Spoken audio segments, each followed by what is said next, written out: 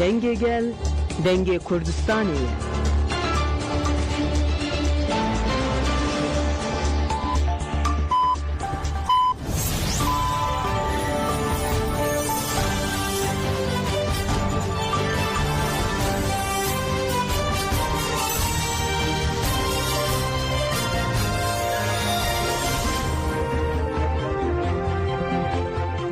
جنابندان روشن رادیو دنگه گلدن باش گودارن هجا ایرو هفته ترمه 2025 دوشنبه بروکسل ساعت 13 لامده 14 لبنو چند نوا روژه ده پیشکش بیکن دسپک چند سرنو چین ما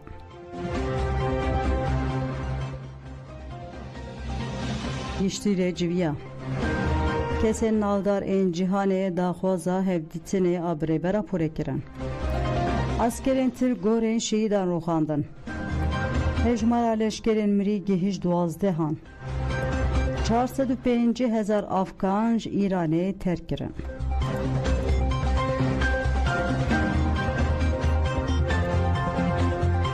دوباره دن باشکو دارین هجم دست به برفریان و چین خودکن شانده ایمرالی به هفسروکن گشتیر جویا اندام شانده ایمرالی پارتی و کبو دموکراسی گلاندن پارتی به هفسروکن گشتی تولای حتیم اولارو تونجر باکرهان ره هفدیتن کرن اندام شانده و سرک وکیل مجلس پروین بولدان و وکیل مردینه میتا سانجار لناوین دا گشتی به هفسروکن گشتیر هفدیتن کرن جوینج چپمنی را گشتی گرتی دست بکر پشتی هفدیتن جی ده شانده بچه کلیه به سرک کمار تایب اردوغان ره هفدیتینه بکه سرک وکیل گشتی AKP افکار آلا و سرک رخصنا استخبارات نتوی میت ابراهیم کالنجی ده هفدیتینه ده جه بگیره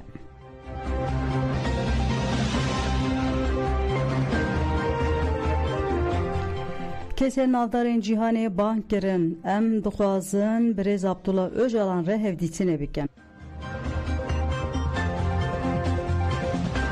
در چارچوبه پنگاوا جیهانی یاش ربرا پر آزادی کامپانیای از دخوازم به ربرا پر هفدیتینه بکم هات دست بکرن پلاتفورم آزادی و آشتی یا اروپای پیشنگیج کامپانیای ردکه جگلک پارزمینان کسایت ناسکری بشتری به کامپانیا کوروی دبن پارلمانتر پارتیا کارکران یا انگلستان جرمی کوربی دیار کرد که به سالان پیشگیری دایت کشینه گله کردو گفت جبو پیش روزک راستا پیوشوی آشتی دوی öcalan آزاد ببه از دخوازم بویره هفدیتینه بکم بویره باقفم و به هفره آشتی آوا بکن آنتروپولوگ و جواکناس پروفسور فلیکس پادل دیار کرد که رامان ریبره پو بنگه پیامک جواکیان نویه او اف پیام دا از دخوازم رو به رو بویره باقفم هین ببین و به هفره ری لبر آشتی وکن نویسکار انگلیس ستفان هوند چی دیار کرد که دوی ریبره پو آزاد ببه او گفت از دخوازم ریبر آشتی خواست ببینم لیکولینر اکولوژیا جواکی فدریکو ونتورنی جی اف پیام دا پیواجوی آشتی تنه به آزادیا öcalan دکاره دست ببکه دوی امپیر باقفن و دنگوی ببیسن سروک کماله پشتوانیا به جنین رشک راهیلا گوپتا جیدا زانین که اف دخوازن ریبرا پو آزاد ببینن اکادمیسین توماس جفری میلی جیدیار کرد که ریبرا پو اکتور سرکه آشتیه او اف بیامدا فکر نوی پر بالکش و گرینگن از دخوازم öcalan ناس بکم و تشتان جوی فیر ببم جواکناسا برازیلی باتریس ده تولو راموس جی گفت از پر دخوازم به öcalan ره هفدیتینه بکم از دخوازم به ویره بحثا جنولوژی اکولوژی و کنفدرالیزم دموکراتیک بکم اندام شانده پارزر ایتالی فابیو مارسلی جی دیار کرد که 33 سالن او به مسئله کرد را علاقادار ده به او گفت öcalan به پارادیگمای خواه فکرکی پرهیجه آفراند دناو آلوزیا در روجلات ناوینده فکر جواکا دموکراتیک öcalan ریا رزگاری نشانده ده جبروی که کنفدرالیزم دموکراتیک نتنه جبو روجلات ناوین لجبو گلک ولاتان مدلک که دکاره به پیکانین جبو öcalan کارو به رول خورابه بریا هر تشتی دوی تجدید برا کرن و آزاد ببه امجی دخوازن به öcalan ره هفدیتینه بکن و بویره نکاشان بمشینن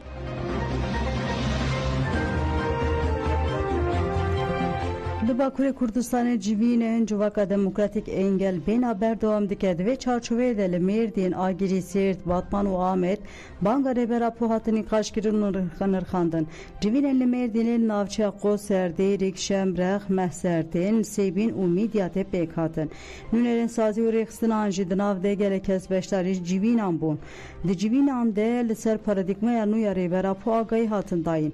Piştre welatiyan mafya xaftinê wergirtin û pêşniyar û rexneyên xwe kirin û gotin baweriya me bi serokatî û tevgera me bêdawî ye. Gelê Kurd tu carî dev ji têkoşîna xwe ya ji bo azadiyê bernedaye û dê di vê pêvajiyê de jî bernede. Baweriya me bi serokatî û tevgera me bêdawî ye lê divê dewlet jî gavên berbiçav bavêje. Li Agiriyê jî nûnerên siyaseta demokratîk di nav de di nava li bû tevgerê de ye. Navçe bi navçe, gund bi gund bi digerin û derheqê pêvajoyê de gel agahdar dikin. Xelkê Agiriyê jî dibêjin Tirk, Arep û Fars me bi hev re zevî çand lêwan nanê me ji me standin. Niha em li ser sifre rûtinin û hemû nan û mafên xwe dixwazin. Banga Aştî û Civaka Demokratîk li gundên Xosyan û Agir ên navçeya Berwariya Sêrtê jî hatine qaşkirin. Li civînên li Batman û Amedê jî banga rêberapor berfireyî hatin xandin. Welatiyan fikarên xwe yên li ser pêvajoyê anî ziman û gotin tevî banga rêberapor biryara tevgera azadiyê jî dewlet hê tu gav şember navêtiye. Ev jî guman û fikaran mezêde dike pêwîst e dewlet ji destûrê xwe biguherîne û gavên pêwîst bavêje.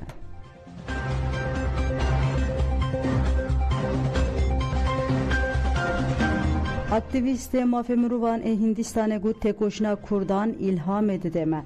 Banga rêbera po di rojava cîhanê de deng vedaye. Pirsgirêka Kurd ji aliyê gelek kesan ve tenî qaşkirin. Şandeyek ji sû neh kesan ji welatên cuda yên Ewropayê pêk dihatin ji bo hevdîtina bi rêberaporê hate İstanbulê. Ji endamên heyetên Milon Katharî têkildarê mijarê axivî wiha got. Li gor min fikrên Birêz Abdullah Öcalan pir bi bandorin. Divê ev fikir li cîhanê baş bên nas kirin. Rêveberiya Xwesera Sûriye bi vî fikrî tê rêvebirin. Têkoşîna Kurdan îlham dide lewra pir berfir he. Herkesî di nava xwe de dihewîne. Ez ji Hindistanê me gelek aliyên têkoşîna azadî ya tevgerên gel ên Hindistanê û têkoşîna gelê Kurd a li Tirkiye, Sûriye, Iraq û Îranê dişibin hev. Li gorî min Birêz Abdullah Öcalan bi vê banga xwe re ji bo netewêya demokratîk qat vekiriye.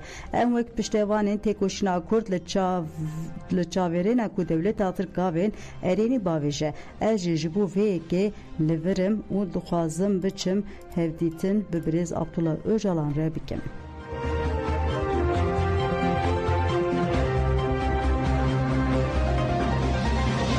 Hevserokê Kongreyê Kenekê Ahmed Karamûz derbarê banga rêberapor û xebatên têkildarî Kongreyê Netewî de axivî.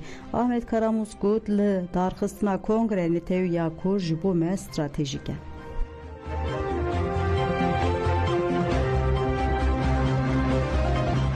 Hevserokê Kenekê Ahmed Karamûz diyar kir ku banga rêbera ya ji bo Kongreya Netewayî ew bi berfirehî dinirxînin û got li darxistina Kongreya Netewayî yek jî misyon û erkên bingehînên Kenekeyê. Me ev yek her dem di wataya stratejîk de wekî yek ji erkên xwe yên bingehîn dîtiye. Banga Birêz Abdullah Öcalan vê mijarê ji bo me hîn bi watetir dike.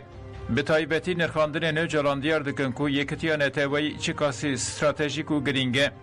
Di vê watayê de em vê bangê pir erênî dibînin û careke din eşkere dikin ku ev yek jî erkên me yên bingehîn e. Karamûz li ser helwesta hêzên siyasî yên Kurd derbarê Kongreya Netewayî de jî wiha akifî. Berê hin hêz partî rêxistin û kesayetin ku bi neyînî nêzîkî yekîtiya Netewayî dibûn. Wan digotin ku hên zû ye ne amade ne an jî rewşa siyasî ya navnetewayî û rojlata navîn vê yekê asteng dike. Lê niha em dikarin bibêjin ku ti hêzeke siyasî bi awayekî neyînî nêzî vê mejarê nabe. Karamûz diyar kir ku her çend şertên erênî hebin jî ji bo zemîneke berfirehtir divê xebat bên kirin û dibêje wekî keneke em ne tenê aliyekî lê de çar perçeyên Kurdistanê de zemînek giring amade dikin. Xebatên me hîn didomin em hêvî dikin ku di pêşa rojê de platformeke berfirehtir bê afirandin. Ji ber vê yekê divê hemû hêz partî rêxistin û kesayet amade bin. Em ê her kesî vexwînin û ti hêzeke ji dervê vê yekê nehêlin. Hevserokê Kenekê Ahmed Karamûz destîşan kir ku Kongreya Netewayî ji bo Kurdan pir giring e wiha got. دوار سیاسی جواکی آبوری و ژئوپلیتیک ده گوهرینین مزن لهرمه دخومن برز عبدالله öcalan diyar dike ku deve Kürt دوار سیاسی دیپلماتیک آبوری و اولهی ده به هفره تف بگرن. ev nêrîn ji bo yekitiya neteweyî û tevgerîna hevpar pirgirîngin. Ev yek ji ber xwe ve çênabe, divê diyalog, hevdîtin û muzakereyan kongreyeke neteweyî ya berfireh dikare bê lêdarxistin. Ger Kürt divê pêvajoyê de bi hev re tev bigerin, dibe ku destkeftiyên Başûr û Rojava biparêzin. Ger Kürt bi hev re tev bigerin, wê di kada navneteweyî de xwedî hêzeke mezintir bin. Ji bo vê yekê divê em bi diyalog û muzakereyan li ser xalên hevpar li hev bikin. Wekî keneke em ê bi ciddiyet û berpirsiyariyê erkên xwe bicih bînin. Askerê Tirk gorên şêdan rûxandin dewleta Tirka dagirker her tim bi hovîtî û dagirkeriya xwe ya li dijî gelê Kurd û nirxên wî di rojevê de bi xirakirina gorên şêdan dixwaze hişê civakiya gelê Kurd tune bike. Dîmenek li herêma Sefînê ya gundê Gulûnderê hat ev der dikeve aliyê çiyayê cûdî li goristanên Lawkê xirab û cûdî cenazeyên gelek şîdan doza azadiyê hatibûn ve şartin. Di sala 2015 hindê goristana cûdî hat rûxandin. Welatiyên herêmî cenazeyên şîdan ji vir birin goristana Lawkê xerîb lê li vir jî dewleta Tirk hovîtiya xwe nîşande. Artêşa Tirka dagirker goristan rûxandin û niha cihê goran nayê zanîn. Kevirên gorên şîdan parçe parçe kirine. Li ser gorên hatine parçekirin tenek kêlên navê şoreş û Elbîstan li ser nivîsî mane.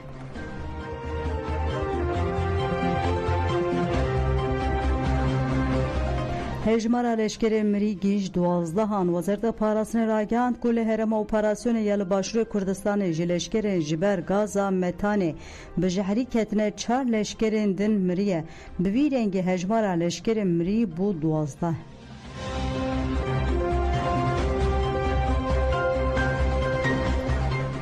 Li navçeya Wanê Seravê duh polîsan bi sermala Gülçin û Nevzat Hamzoğulları da girt. Di serdegirtinê de polîsan Nevzat Hamzoğulları li erdê dirîj kir. Derketin ser pişta wî û bi satan işkencelê kirin. Li hevjina wî Gülçin Hamzoğulları jî gefa kuştinê xwarin. Malbatê têkildarî işkenceye hatiye kirin, rapor wergirt û giriyê polîsan kir. Nevzat Hamzoğulları got ji bo ev êrişkar werin ceza kirin em heta da wê têpkuşin. Nevzat Hamzoğulları û Gülçin Hamzoğulları wiha bahsa teror û hovîtiya polîsan kir.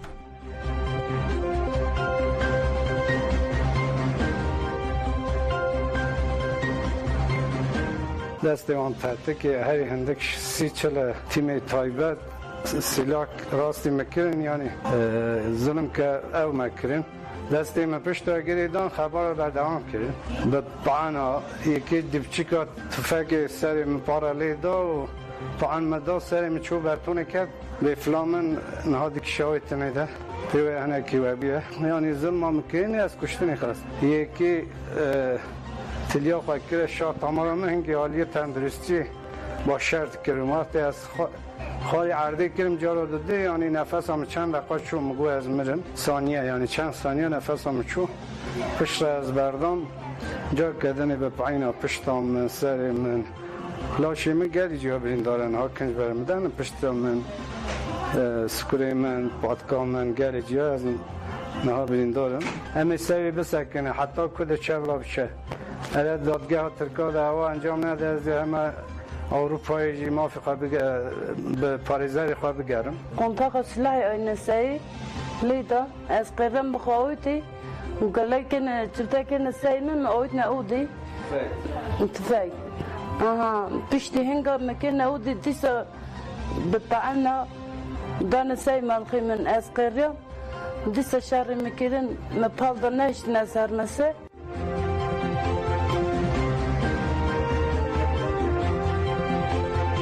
Quntara Cudiye jiyan ve dibin avede bimine devleta Türk li ser çemê Nerduş santrale elektrik û bendavekî ava dike. Li gurî rapora çetê de encama van projeyan da 12 gund dibin avede dimîne. Gundiyan li dijî çêkirina van kar û xebatan derketin û tevlîcivînên bi pêşengiya Wezaretê hatine pêkanîn nebûne. Li gurî raporê hem daristanên herêmê têne birîn û hem hemû cureyên lawirên weke pezkoviyan tune dibin. Li gel tunebûna zindiyên li herêmê ava vexwarin û çandiniyê jî tune dibe. Ji bo projeyan bikin pratîkê li herêmê qedexeyên leşkerî jî tên ragihandin. Ekolojîst dibêjin ku projeyên bi vî rengî polîtikên guhertina demografîk in bi taybetî li herêmên Mîna, Cudî, Gabar û Besta gund tên valakirin û qadên jiyanê tên tunekirin.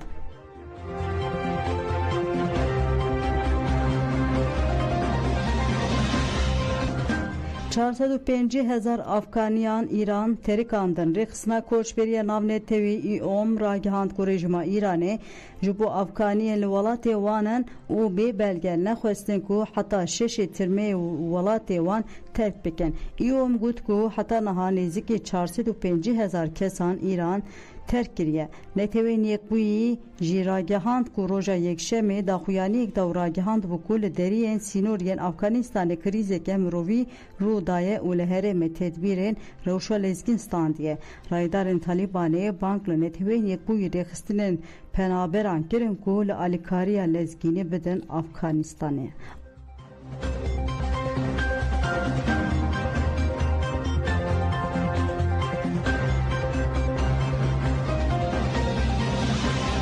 Li Sûriyê di 24 saatên dawî de bi kêmanî 10 kes hatin kuştin navên de çavdêriyê mafê mirovan a Sûriyê Sohrê ragihand ku ji ber nakokî suç û teqînan 10 kes hatine kuştin. Li gorî Sohrê li Helebê ciwanek ku ji mala wî hatibû revandin piştî 2 rojan kuştî hatiye dîtin. Li ser Yaxuta Şerqî ciwaneke de encama teqînek ya guleyekê jiyana xwe ji dest daye. Heman navên de eşkere kir ku endameke hêzên ewlehiyê yên hikûmeta veguhêz cotkarê qetil kiriye. Li gundewarê Humusê jî ciwanek ku berî 2 rojan wenda bûbû cenazê wî hatiye dîtin. Hatiyarkirin ku li bajarê Bûkemal Adêra Zorê endamekî hêzên ewlehiyê yên hikûmetê dema paqij dikir pê de teqiya û jiyana xwe ji dest daye. Li gundewarê Derayê jî ciwaneke de êrişa çekdarî yên nenastê hatiye kuştin. Navên de çavderî eşkere kir ku li bajarokê Tefez a Derayê di şereke çekdarî de zarokek û 2 mêr hatine kuştin. Li gundewarê Hamayê jî kesek ji ber teqîna mayînekê ya bermahiyên şer jiyana xwe ji dest daye.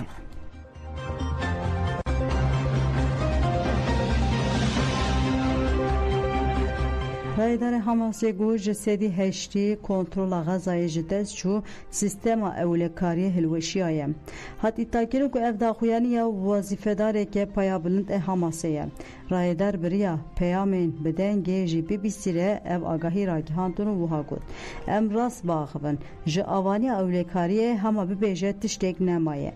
Ji 3.5 arêvebiran hatin kuştin yên aktif hemû bê bandor hatine eştin. Kontrola ewlekariyê ya li Xezayê bi temamî ji holê rabûye.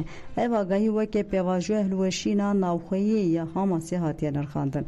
Li gorî raydaran Hamasê dema agirvesta 57 rojiya bi İsraîlê re hew da avaniya xwe ya rêxistinê ji nû ve hava bike.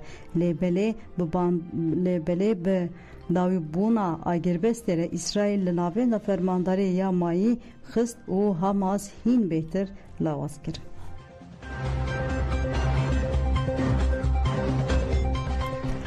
Belê godan jemen çênîr û pêşkêş kirin ana xatirê we dem baş.